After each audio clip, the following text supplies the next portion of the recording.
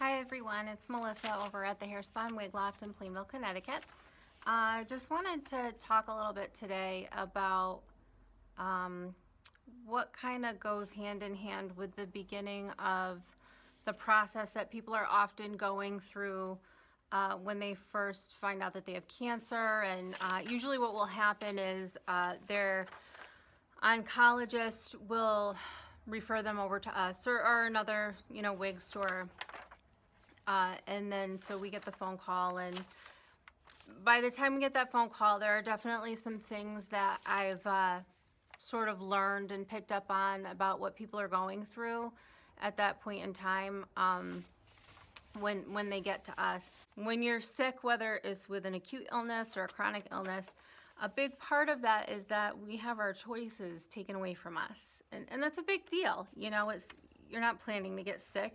You don't have time to be sick, and of course you don't want to be sick. And suddenly you're having to make decisions that you never even thought you'd have to make, and deal with things you never thought you'd have to deal with. So to me, one of the biggest things that I see with people is just that they come to us in this position of just like, I can't believe this is happening. They're still a little shell-shocked. And now they're having to deal with this really big topic of their hair. And, sometimes people will call and say, it's only hair. And yeah, it is only hair. But I think we often take for granted how much a part of our identity our hair is.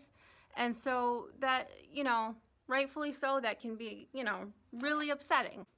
One of the choices that some people make is to have their head shaved early on in the process.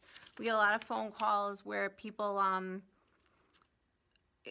they want to take care of the wig portion right away, which is completely understandable, without really understanding that a wig is going to fit you completely differently when you still have all your hair from when you've lost all your hair.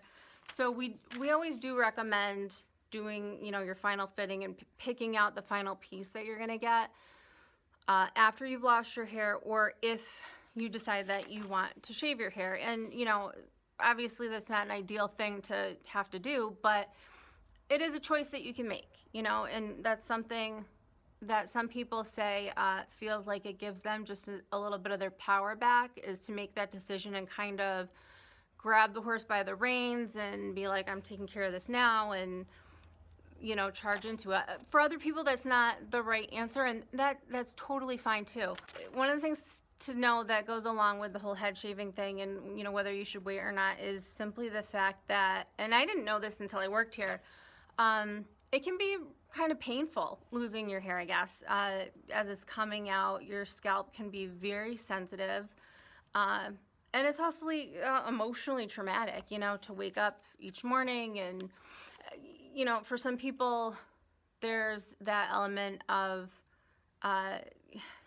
maybe I won't lose it, maybe I can hang on right till the end, or, and then sometimes with that comes some disappointment when they wake up and, today's the day that their hair has started to really fall out in earnest. So that's a choice that you do have. You can absolutely elect to have your head shaved, and if you are someone that wants to just get things rolling and start taking care of things right away, then that is a great way to initiate the process of selecting your wig that you're gonna wear for the duration. Another choice that I think often is overlooked in general with people is you get to decide, for the most part, who you want at your side during this process. I think as human beings, we have a tendency to all sort of come out of the woodwork when we find out someone has cancer, because we feel horrible and we just want to do something, anything to help. And sometimes that's not helpful at all, to someone who's not feeling well. Sometimes someone who is still processing such, huge information, or just in general just doesn't feel well, it's like the thought is appreciated, but they don't necessarily want a line out their door of people who, want to do things for them and help them and ask every single day, how are you doing today? How are you doing today? So, whether you realize it or not, that's a choice that you have up front too. You can decide who you want to surround yourself with during this process. Another choice when it comes to, losing your hair and, finding the right hairpiece is involving your kids. Sometimes people come and they do have young children, and that I could sidebar into a whole different discussion about that with kids, because it affects children completely differently than it affects adults, and especially if it's mom. Sometimes people might find that involving their kids and, educating them makes the child's fear, less. It helps them right out the gate, get accustomed to what mom's going to look like in this hairpiece. Typically, we have such an extensive selection here at the Wig Loft that so many people leave here and you can't even tell that they're wearing a piece. But this is your close family, and it's like your little nucleus inside your house, and these are your kids, and they know mom very well. They've spent their whole lives looking at you, so that's a choice too. And Lee has said before that she has let people's kids help shave their heads, when it came down to it, and selecting the wig and everything. So whoever you choose to surround yourself with and involve in your process of picking out your hairpiece, all are welcome here with you. Another choice that you have, and I think this is another one that can be overlooked just out of being overwhelmed with, when people find out that they have a diagnosis, there's just usually a lot of information that goes with it. There's a lot of fear, of course, and a lot of the unknown, and just a lot of information. And you get to choose what you disclose to people. So, you're allowed to have a day where you just don't feel like talking about it, and that's okay. That's your decision to make. You might be someone who just doesn't like to talk when you don't feel good, because then it just makes you feel worse, so that's your decision. It's okay to say, like, I'm hanging in there, I'm taking care of things, and whatnot, and not disclose like the completely crappy, horrible day that you're having. Or you might be someone who wears their heart on their sleeve and really thrives from that human connection and telling everyone, and that's fine too. The point is, that's your choice. That is a choice that you have, and that's something that you can choose, like what you disclose and who to. Obviously, as far as wigs go, a big choice, of course I want to advocate and say, come see us over at the Hair Spa and Wig Loft, and you're in the right hands when you come here. But that is a choice that you have. You have the choice to decide who your wig provider will be, and to do your research and, whatnot.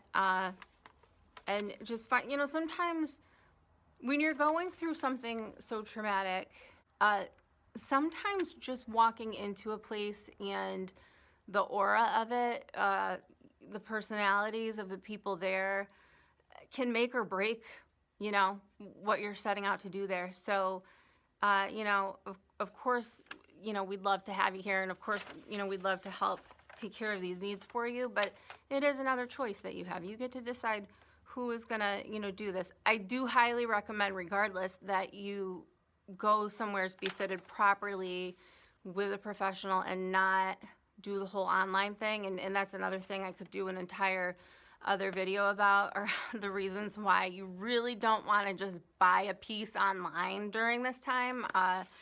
You really want to be in the right hands to guide you with this process.